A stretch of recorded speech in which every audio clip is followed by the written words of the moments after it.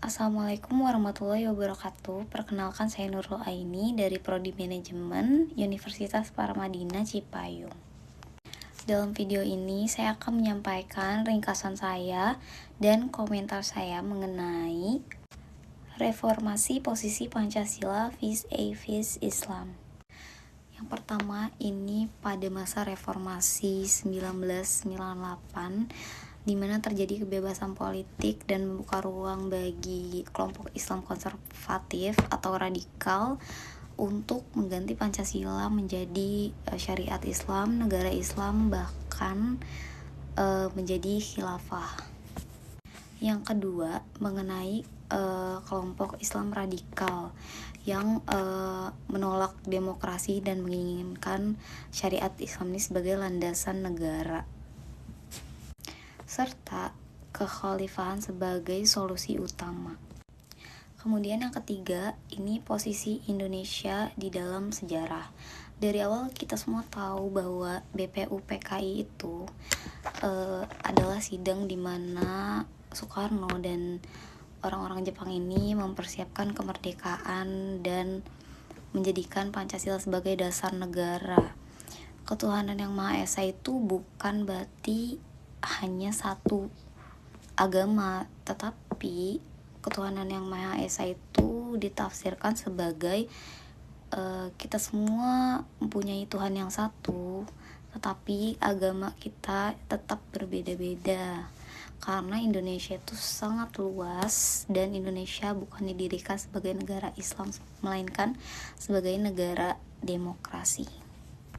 Yang keempat, bahkan menurut Cak Nur, Pancasila ini sudah sangat islami karena tidak ada nilai-nilai yang melanggar syariat Islam di dalamnya.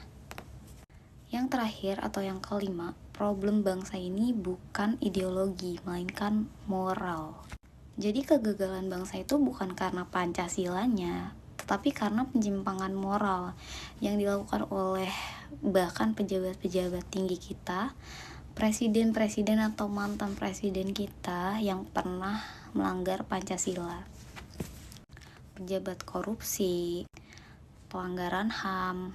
Jadi nilai-nilai dalam Pancasila ini sebetulnya bagus. Kita tidak perlu menggantinya, hanya saja kita perlu untuk melakukan penghayatan secara tulus dengan cara melakukan nilai-nilai ini atau menerapkan nilai-nilai ini di pemerintah ataupun keseharian kita. Dan yang terakhir, ini adalah komentar saya mengenai poin pertama tentang kelompok Islam konservatif dan Islam radikal yang menginginkan Pancasila diganti menjadi syariat Islam.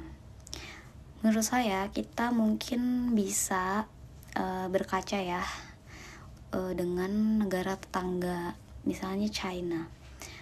Mereka tidak menerapkan syariat Islam sebagai landasan negara mereka, tapi kita bisa lihat bahwa mereka sangat melarang keras pejabatnya untuk melakukan korupsi, bahkan menghukum mereka seberat-beratnya. Di Indonesia, dengan landasan Pancasila dan mayoritas Islam, pejabat dengan agama Islam sekalipun melakukan korupsi secara masif, bahkan pelanggaran HAM. Jadi menurut saya itu mau bagaimanapun negaranya itu akan balik lagi kepada manusianya sebagai manusia yang sadar bahwa mana yang baik dan mana yang buruk, begitu. Karena bagi saya sendiri, agama itu bukan tujuan, melainkan itu adalah tools. Jadi apapun yang dipilih, tujuannya tetap satu, tetap baik, tetap untuk menjadi manusia yang baik, untuk melakukan kebajikan terhadap sesama. Saya juga setuju terhadap pendapat Cak Nur bahwa Pancasila ini tidak ada nilai-nilai di dalamnya yang bertolak belakang dengan Islam. Justru Pancasila ini nilainya sangat islami. Jadi memang betul, kegagalan bangsa ini tuh bukan kegagalan ideologi, melainkan kegagalan moral.